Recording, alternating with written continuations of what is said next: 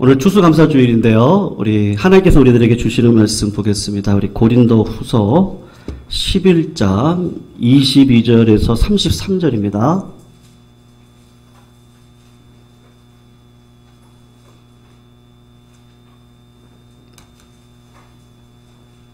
(22절에서) 33절까지 우리 사도 바울이에게 하나님께서 허락하셨던 굳게 하신 그 삶에 대한 고백인데요.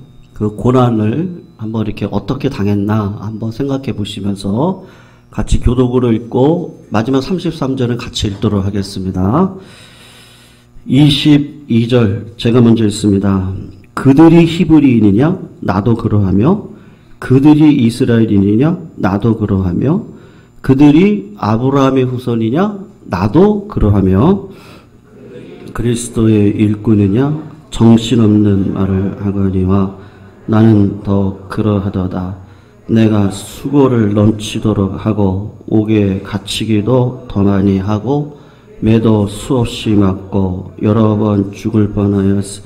유대인들에게 40에 하나 감한매를 5번 맞았으며 타장으로 맞고 한 번 돌로 맞고 3번 파산하고 일주야를 깊은 바다에서 지내었으며 여러 번 여행하면서 강의 위험과 강도의 위험과 동족의 위험과 이방인의 위험과 시내의 위험과 광야의 위험과 바다의 위험과 거짓 형제 중의 위험을 당하고 또 수고하며 애쓰고 여러 번 자지 못하고 줄이며 목마르고 여러 번 굶고 춥고 헐벗었노라. 이 외에 일은 고사하고 아직도 날마다 내 속에 눌리는 일이 있으니 곧 모든 교회를 위하여 염려하는 것이라.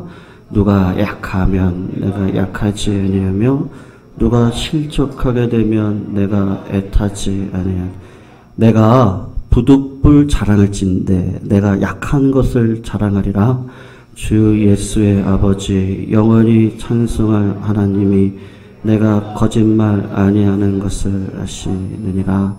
다메섹에서 아레다 왕의 고관이 나를 잡으려고 다메섹 성을 지켰으나 우리 같이 읽습니다. 나는 광주리를 타고 들 창문으로 성벽을 내려가 그 손에서 벗어났노라. 아멘. 성도님들 감사하시죠? 네, 아멘입니다. 사도 바울이 뭘 감사할까? 정말 구분 인생을 살아가셨던 분인데 뭘 감사할까를 생각하다가 사도 바울의 그 디모데후서 4장 7절 8절의 고백이 사실은 생각이 났습니다. 그래서 그것을 본문으로 삼을까 하다가 갑자기 기도하는 가운데 오늘 본문이 더 우리 성도님들에게 다가올 수 있겠다라는 생각이 들어서 오늘 고린도후서 12장 22절에서 33절까지 말씀을 우리가 같이 교독으로 읽었습니다. 사도 바울이 도대체 뭘 감사했을까? 무엇을 감사했을까? 어떤 마음으로 감사했을까? 디모데후서 4장 7절 8절을 보면 내가 선한 싸움을 싸우고 달려갈 길을 마치고 믿음을 지켰습니다. 이제 후로는 나를 위하여 의의 면류관이 예비되었습니다. 그렇게 이야기를 하는데 무슨 마음으로 이런 이야기를 했을까? 그게 참 궁금하더라고요. 그래서 먼저 사도 바울의 일생을 제가 생각해 보았습니다.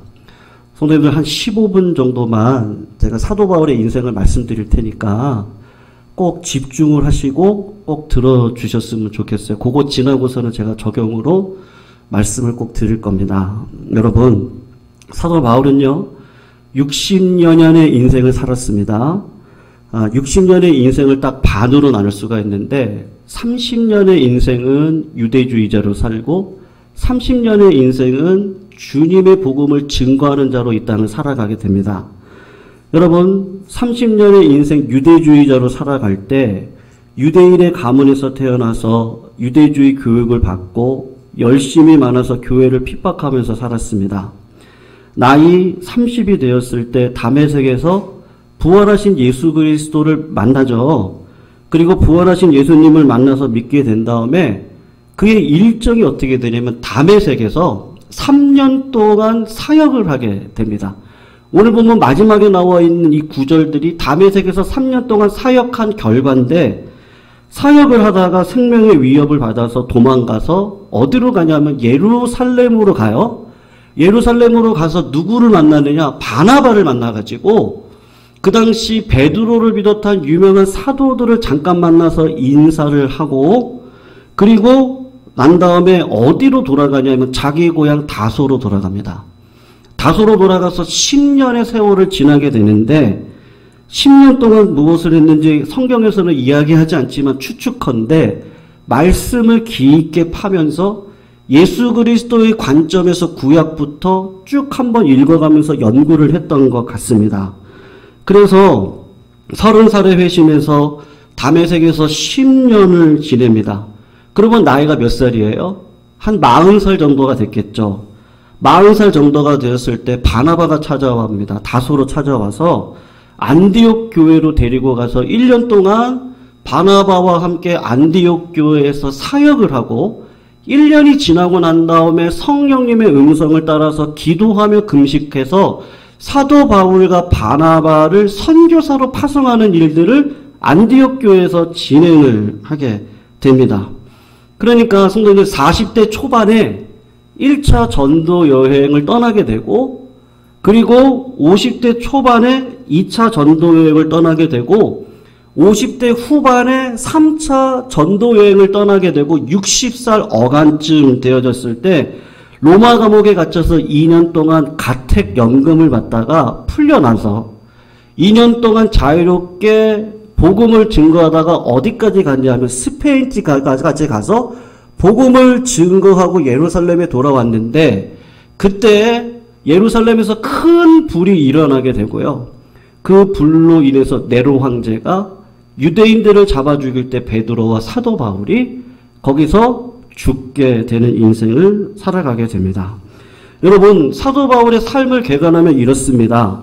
30년은 예수님과 무관하게 살고 30년은 예수님과 관계 있는 믿음의 신자로 살았는데, 30년 예수 믿고 살아가는 그 삶 가운데 10년은 그냥 고향 땅에서 공부하면서 이름 없이 빚도 없이 지나야겠던 세월입니다. 그리고 20년을 사역하게 되는데, 20년 정도의 삶을 사도 바울이 어떻게 살았길래 믿음으로 싸웠다, 선한 싸움을 싸웠다, 의의 길을 달려갔다, 이 20년의 삶을 사도 바울이 정리하고 있는 거거든요. 20년의 삶이요. 어떤 마음으로 했길래 20년의 사역을 내가 믿음으로 의의 면류관이 예비되는 삶을 살았다라고 고백을 할까? 여러분, 20년의 사역은 어떻습니까? 감옥에서 5년 정도를 보냈어요. 20년 삶 속에서요.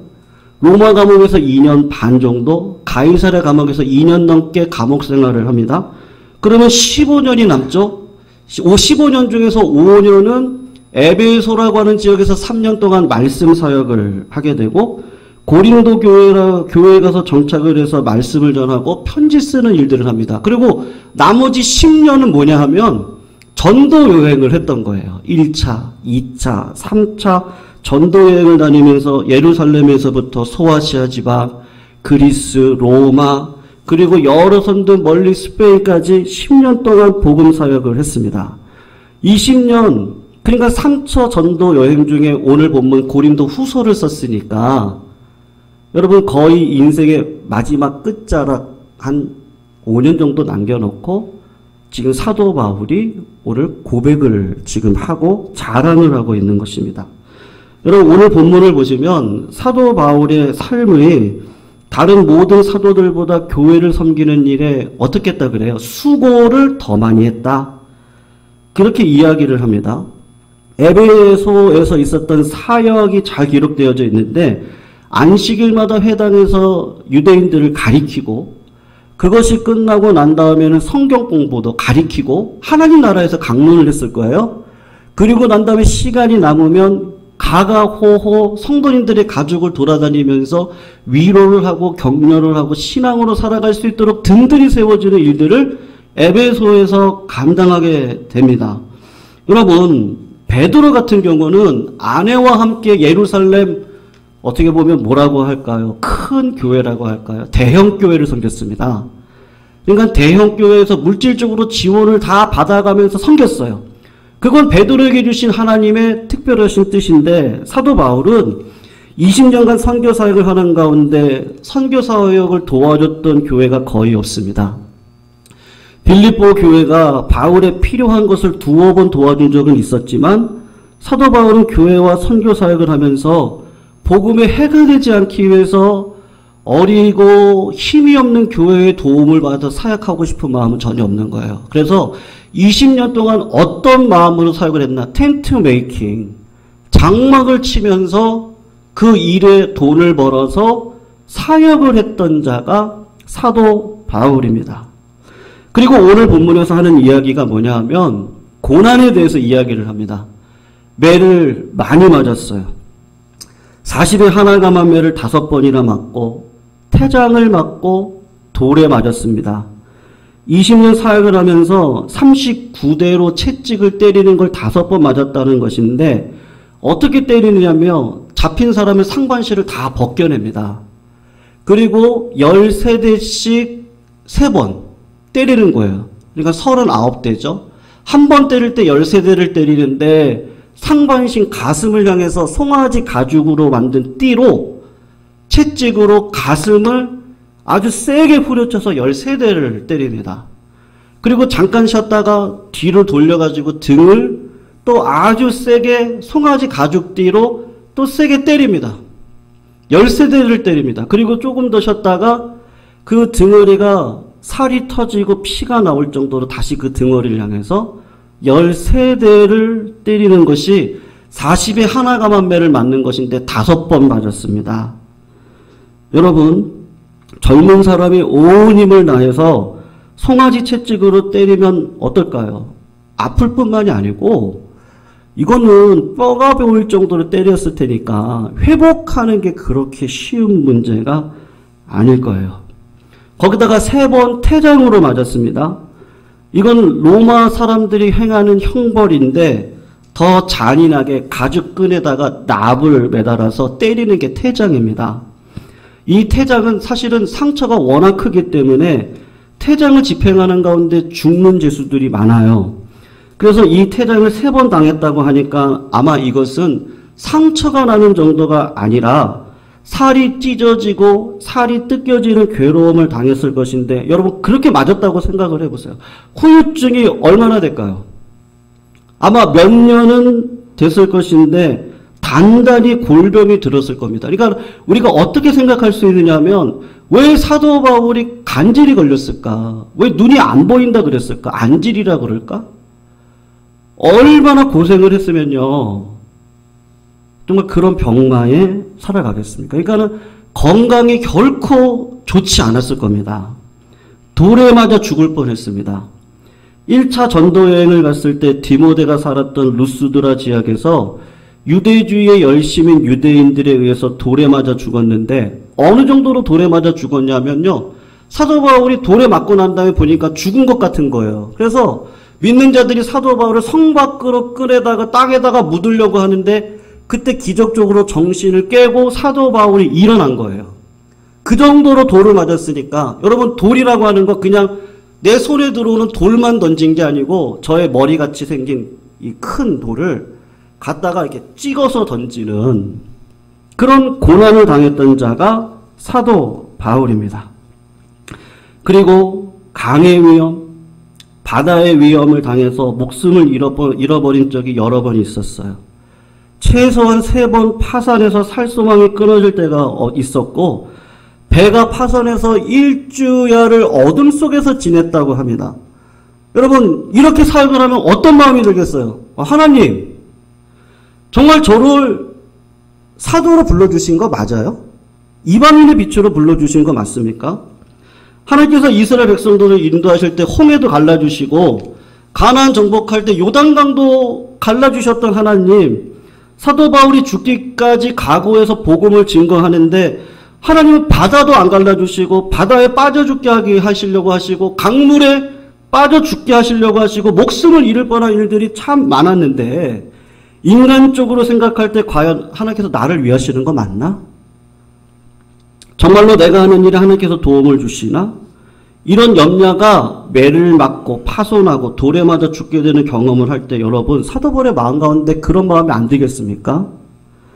내가 목숨 걸고 주의 일을 하고 있는데 하나님께서는 계속 어떻게 하시는 거예요?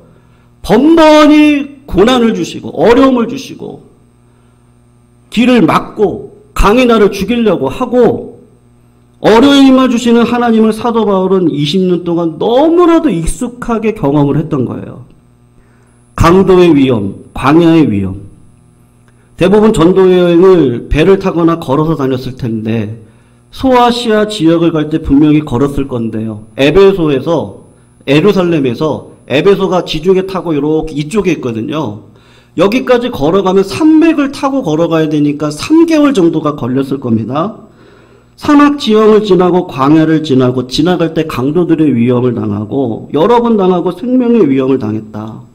막상 에베소 도시에 들어갔을 때 동족의 위험, 이방인의 위험, 회당에서 복음을 전하면 유대인들이 와가지고 박해를 하고 모함하고 감옥에 놓고 에베소에 가서 복음을 전해가지고 능력이 나타나서 우상 숭배가 다 깨어지는 상황 가운데 아테미 여신을 섬겼던 많은 사람들이 그것 가지고 돈 벌었는데 돈을 못 벌으니까 바울 일행을 곤란하게 하고 그러니까 모든 지역에서 이방인의 위험, 동족의 위험, 사도 바울에게 항상 따라다녔습니다. 더 큰 어려움은 교회 안에서 당한 어려움인데 거짓 형제들의 위험이 있었습니다. 사도 바울이 개척해서 교회를 시작하는데 거짓 교사들이 교회로 들어오는 거예요. 그리고서는 시비를 거는데 뭐라고 그래요? 저한테 그러는 거죠. 당신 목사 맞아? 당신 사도 맞아? 아니 예수님하고 같이 다니시지도 않았는데 무슨 사도예요? 사도 아니죠. 그렇게 거짓 선생들이 들어와서 시비를 거는 겁니다. 분쟁을 일으키고 사도 바울을 시기했던 거짓 선생들이 항상 따라다녔습니다. 거기에다가 오늘 본문 뭐라고 이야기를 하죠? 내가 다른 그리스도인들보다 더 많이 수고했습니다. 여러 번 자지 못했고 굶주리고 목마르고 춥고 헐벗게 지냈습니다. 문자 그대로 가난하게 지냈습니다. 먹을 것이 없어서 굶주렸습니다. 그것이 여러 번 있었습니다. 너무 추웠어요. 그래서 감옥에 있는 동안에 디모데 보고 좀 옷 좀 가지고 오라고 너무 춥다. 그렇게 얘기할 정도로 처량한 노인의 모습에 있었을 것이 분명합니다. 여러분 그러면 내가 세웠던 교회가 부흥하면 얼마나 좋아요. 근데 사도 바울이 세웠던 교회를 보시면 문제가 없는 교회가 하나도 없습니다. 갈라디아 교회는 유대인 그리스도인들이 들어와서 할례를 해야지 구원받는다고 자꾸 거짓 가리킴이 있으니까 그 문제를 해결하려고 바나바를 데리고 예루살렘에 가서 그 문제를 해결하고 돌아왔더니 베드로 사도가 와서는요 이방인들하고 밥을 먹다가 예루살렘에서 유명한 사도들이 온다고 하니까 도망을 가버렸어요. 유대인들이 이방인들하고 밥 먹으면 안 된다고 생각을 한 거예요. 베드로에게도 그런 연약함이 있어서 교회가 한 번 더 흔들립니다. 고린도 교회는 정말 원 없이 문제가 많은 교회예요. 교회 안에 파당이 있고 뿐만 아니라 불신자들보다도 못한 경건, 윤리, 도덕이 다 망가져가지고 사도 바울을 염려하게 하고 우상의 제물, 우상 숭배하는 문제, 영적인 무지함, 게다가 영적인 교만 그런 모든 것들이 사도 바울의 마음을 아주 아프게 했던 것이 고린도 교회입니다. 골로새 교회를 세웠더니만 영지주의가 들어왔어요. 세상의 철학이 들어와서 교인들의 마음을 흔들고 사도 바울에게 기쁨이라고 했던 빌립보 교회는 두 지도자 간의 시기와 질투로 교회가 시기와 질투로 전도를 하고 있는 교회였습니다. 데살로니가 교회는 설립할 때부터 박해가 많았고 그릇된 종말론으로 먹고 마시는 성도들이 너무나 많았어요. 3년 이상 목회했던 에베소 교회를 생각할 때 얼마나 걱정이 되는지 떠날 때 장로님들을 불러다가 눈물로 내가 3년 동안 당신들을 가리킨 거 기억하시죠? 그런데 제가 떠나고 나면 분명히 거짓 선생들이 들어올 겁니다. 이 지역을 보면 위험 요소들이 너무 많습니다. 장로님들이 교회를 지켜주셔야 돼요. 특별히 불러서 간청할 정도로 사도 바울이 세웠던 교회들의 문제가 계속해서 문제가 있었고 사도 바울의 마음을 힘들게 했습니다. 여러분, 고린도후서 3장 3차 전도 여행을 썼던 이 편지, 조금 넓게 생각해서 20년간 하나님의 사도로 귀하게 쓰임 받아서 살았는데 이 삶을 마치면서 자랑할 게 뭐냐? 성도님들, 지금 신앙생활 해오시면서 자랑할 게 뭐가 있으세요? 물었을 때 사도 바울이 자랑하는 건 뭘 얘기하냐면요. 첫 번째로는 고난. 하나님께서 내 삶에 굳게 하신 거. 두 번째로는 뭐냐면 다메섹 사건을 이야기를 하고 있어요. 무슨 얘기냐면 다메섹에 가던 길에 부활하신 예수님을 만나서 다메섹에서 3년 동안 복음 사역을 하는데 그 안에 있던 유대인들이 사도 바울을 죽이자 저 사람 저렇게 저러면 위험하다 생각해서 성문을 딱 막아 걸고 다메섹 왕을 매수해가지고 사도 바울을 죽이려고 한 겁니다. 그러니까 사도 바울이 어떻게 했느냐면 다메섹 성에다가 광주리를 매달아가지고 그 광주리를 타고 도망을 갔다. 내가 그것 자랑한다. 그렇게 이야기를 하고 있어요. 여러분, 절대로 자랑할 일이 아닙니다. 지금식으로 이야기를 하면 처음 목회지에서 목회를 하는데 목회가 잘 안 된 거예요. 그런데 생명까지 위태롭게 됐습니다. 그래서 첫 목회지를 포기하고 목숨 부지하기 위해서 형제들의 도움을 받아서 야밤 도주를 한 겁니다. 그게 자랑이에요? 자랑일 수 있습니까? 사도 바울이 자기 사역을 보면서 그렇게 자기 연약함을 자랑하고 있습니다. 이런 생각을 갖고 성도님들 디모데후서 4장 7절 8절 말씀 우리 같이 한번 읽어볼까요? 우리 한 번만 더 읽어보면 좋겠는데요. 우리 같이 한번 읽어볼게요. 시작. 나는 선한 싸움을 싸우고 달려갈 길을 마치고 믿음을 지켰으니 이제 후로는 나를 위하여 의의 면류관이 예비되었습니다. 성도님들 잠깐만 조금만 더 집중해서 생각을 한번 해보세요. 30세에 예수 믿고 40세 복음 사역 시작했는데 20년 동안 살아왔던 고백이 지금 이 고백이거든요. 이게 죽기 전에 했던 고백입니다. 5년 동안 감옥에 갇혀 있었고 그래도 안정적으로 사역을 했던 것은 에베소에서 3년, 고린도에서 한 2년, 그 정도 사역했던 거 외에는 10년 동안 어떻게 다녀요? 고생하면서 전도 여행한 것밖에 없거든요. 그런데 감사 고백을 하는데 지금 뭐라고 지금 고백하고 있습니까? 내가 지금 하나님 앞에 감사한데 뭐를 감사하고 있어요? 선한 싸움을 싸우는 일을 멈추지 않았던 것을 감사합니다. 사도로 달려오면서 내가 달려갈 길을 포기하지 않았고 하나님께서 나에게 믿음을 주셔서 여기까지 오게 해주신 그 은혜가 감사합니다. 그것을 고백하고 있는 거예요. 여러분, 지금 사도 바울이 무슨 고백을 하고 있어요? 저는 저 사람보다는 선한 싸움을 잘 싸웠어요. 저 달리기 잘해요. 제 믿음이 얼마나 강한 줄 아세요? 과시하거나 자랑하고 있지 않습니다. 바울의 삶을 가만히 들여다보시면 지금 감옥에 갇혀서 하고 있는 이야기인데 저 말은 무슨 말이냐면요. 너무 힘들어요. 정말 너무 내 생각과는 틀리게 하나님께서 내 삶을 인도해 가세요. 그러니까 어떤 마음이 들어요? 포기하고 싶어요. 아니 주님 불러주신 삶이 왜 이렇게 힘이 들어요? 나를 자꾸 부인해야 되고 사랑하라고 하고 네가 희생하라고 그러고 네가 고생하라고 그러고 아니 왜 이렇게 힘들어요 하나님? 그럼 저 길이라도 열어주시든가요. 왜 파산 직전에 가게 하시고 왜 못 먹게 하시고 저 베드로 사도는 얼마나 잘 먹어요? 아니 제 인생은 왜 그래요? 왜 굽게 하셨어요? 그런 마음이 딱 들어가려고 하면 하나님께서 은혜를 주시는 거예요. 그래도 믿음으로 살아야지. 한 삶의 사역의 열매를 주시는 거예요. 아, 하나님이 나를 이방인의 사도로 부른 거 맞지. 삶이 힘들고 어려울 때 포기하고 싶은데 자꾸 하나님께서 나를 메워가지고 복음의 사도로 자꾸 끌어가고 있는 그 상 가운데 나는 정말 내 속마음은, 내 인간적인 마음은 다 포기하고 싶고, 아, 차라리 돈 버는 게 낫다. 그런 마음 갖고 살고 싶은데 하나님은 자꾸 그렇게 살지 않도록 내 삶을 인도해 가시는 거예요. 여러분, 믿음이 뭐예요? 내가 믿는다고 믿어지는 게 믿음입니까? 그건 믿음이 아니죠. 하나님이 나에게 주신 그 믿음, 내가 믿고 있는 현실, 우리 부모님이 누군지 태어나서 보니까 내가 선택할 수 없었는데 믿음의 실상이에요.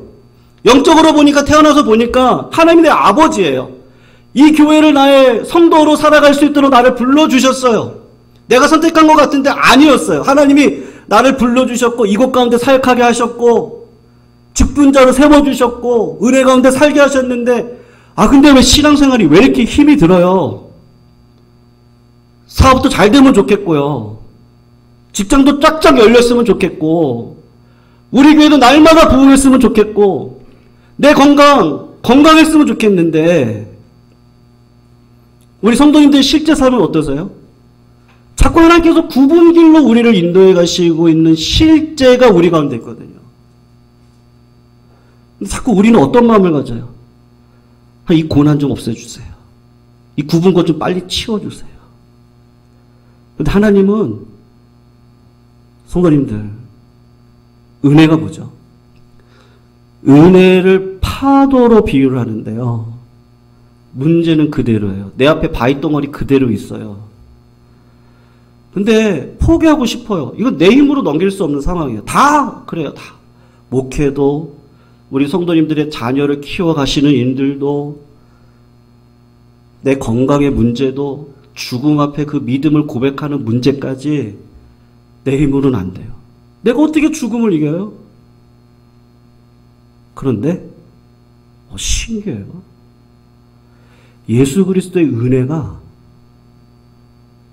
막 포기하고 싶은데 그 은혜가 나를 막 뒤에서 밀어요.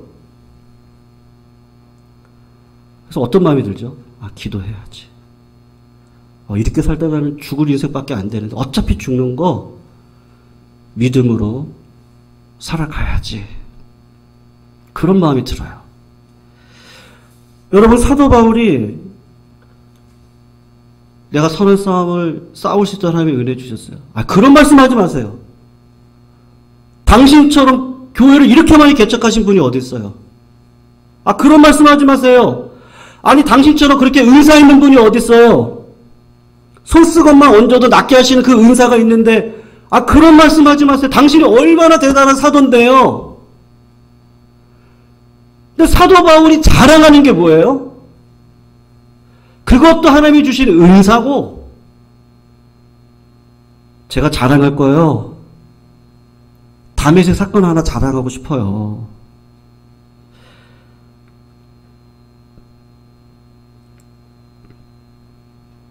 끝까지 충성하고 싶었는데 첫 사역지에서 실패했던 거, 저 잘하고 싶었죠. 근데 상황 속에서 내 생명 살려보겠다고 그때 순교하지 못하고 광주리 타고 도망갔던 그 부끄러운 거, 저 그거 자랑하고 싶어요. 저요? 하나님께서 내 삶에 굳게 하신 그거 자랑하고 싶어요. 여러분, 우리 성도로서의 삶을 살아가려면 반드시 능력 받으셔야 됩니다. 다 능력 받으시기를 축원합니다. 믿으시죠? 다 능력 받으셔야 돼요. 그건 필요한 거예요. 영적인 기계가 반드시 필요합니다. 대장부가 돼야 돼요.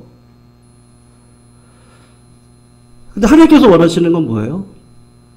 굽은 것조차도 은혜가 뭔지를 알게 하시려고 정말 지독하게, 사도 바울의 삶 가운데 어쩌면 그렇게 지독하게 고난을 주세요. 근데 사도 바울이 딱 뒤를 지나놓고 보니까, 나는 심었고 아볼로는 물을 줬고 아볼로가 복음을 조금 더 잘 설명했고 열매를 맺게 하신 건 하나님이구나. 하나님의 은혜가 내 삶을 다 뒤돌아놓고 보니까 하나님, 제가 큰 교회 세웠어요. 그랬으니까 저 천국 가죠? 하나님, 제가 큰 은사가 있으니까 제가 천국 가는 거 맞죠? 그러면 성도님들 가운데 누가 더 천국 가시겠어요? 다 부족해요, 다. 다 고난이 있어요. 다 죽음을 통과하셔야 되거든요. 근데 뒤돌아놓고 보니까 하나님의 은혜가 뭐예요? 어떠한 상황 속에서도 나를 포기하지 않고 놓지 아니하시는 그 하나님의 은혜가 죽음의 자리 앞에 섰을 때까지 이건 하나님의 은혜입니다. 이건 예수 그리스도가 아니면 이 죽음 통과할 수 없네요. 내가 큰 교회 잃었다고? 내가 많은 사람 낫게 했다고? 주님 그러시잖아요. 주여 주여 하는 자마다 천국 가지 않습니다. 하나님, 내가 귀신도 쫓아냈어요. 내가 교회도 세웠어요. 제가 얼마나 헌신했는지 아세요? 근데 하나님 얘기가 뭐예요? 내 뜻대로 행하는 자가 천국 간다. 그 뜻이 뭐예요? 저는 사랑이에요. 제가 볼 때는요. 제가 결론 내는 건 사랑이에요. 하나님을 진짜 사랑하는 거예요. 어떻게 사랑해요? 은혜의 마음이 아니면 절대 사랑할 수 없어요. 나에게 주신 게 다 은혜인데 어떻게 하나님 안 사랑해요? 그거 다 하나님이 주신 건데요. 풍보도 하나님이 주셨고 빈곤에 처하는 것도 하나님이 나에게 주셨고 사도 바울이 고백하고 싶은 건 내게 능력 주신 자서 내가 모든 것을 할 수 있는 것뿐이었어요. 근데 진짜 자랑할 거 있다면 저 못난이에요. 저같이 나쁜 놈 없었어요. 그래서 디모데후서에게 죄인 중에 괴수가 저예요. 그런데 하나님이 풍족한 가운데서도 교만하지 않게 살게 하시고 가난한 가운데서도 좌절하지 않고 하나님의 은혜를 따라 나에게 맡겨주신 사명을 한 걸음 한 걸음을 걸어왔는데 이게 내 힘으로 걸어온 줄 알았더니 우리 자식들 성공하고 난 다음에 뭐라 그러죠? 학사모 누구한테 쓰여줘요? 박사모 저는 우리 부모님들이 못 오셔가지고 아내한테 씌워줬거든요. 네. 아내도 고생했고 부모님이 해주신 거죠. 부모님이 도움이 있었죠. 우리 신앙에 여러분 오늘 우리가 뭘 감사할까요? 네. 지난 월요일부터 하나님께서 우리들에게 굳게 하신 것에 대해서 묵상했습니다. 그리고 오늘 마지막으로 자랑의 근거가 뭡니까? 감사의 근거가 뭐예요? 성도님들 저는 확신합니다. 우리 성도님들 하나님께서 끝까지 책임지시고 붙들어 가실 겁니다. 성령에 매여서 살게 하실 겁니다. 근데 그 과정은 어찌 될지 모르겠어요. 근데 하나님은 은혜로 오늘 우리 성가대에서 찬양하신 것처럼 모든 것이 은혜로다.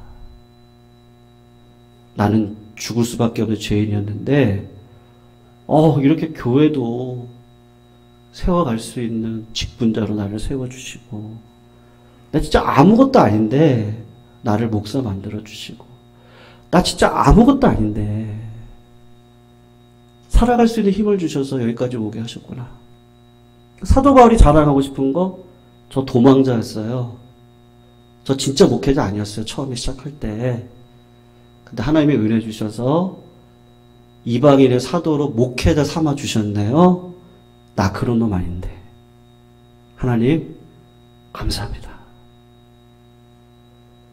선한 싸움 싸우게 하시고 달려갈 길 마치게 하시고 제가 큰 교회 세웠으니까 아니요. 하나님 그 믿음도 하나님이 나에게 주셔야 갖는 믿음인데 이 믿음 허락해 주셨으니 하나님 감사합니다. 근데 이거는 나에게만 있는 게 아니고 우리 성도님들한테 다 있습니다.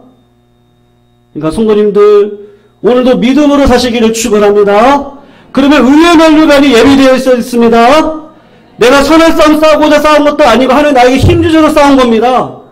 성도들 그런 삶을 살아가실 수 있습니다. 하나님의 은혜로요. 어떤 환난과 고난 속에서도 성도님들 선하신 하나님을 의지하시고 그러니 내가 여호와의 집에 영원히 거하겠습니다. 이제 내 마음을 성전 삼아 주셨으니 성령에 매여 오늘도 하나님 나에게 뭐라고 말씀하시는지 묻고 응답받아 오늘도 나와는 다른 그 길을 걷게 하실 때 하나님 힘들고 어려운데 힘을 주시네요. 그 길 걷겠습니다. 그 길을요 성도님들 매일 하셔야 돼요. 그렇지 않으면 난 잘 믿었다 생각했는데 우리 천국에서 다 만나야 되지 않겠습니까? 목회자로서 바라는 게 뭐겠습니까? 우리 성도님들 잘 되시는 거죠. 믿음으로 살아가시길 부탁드립니다.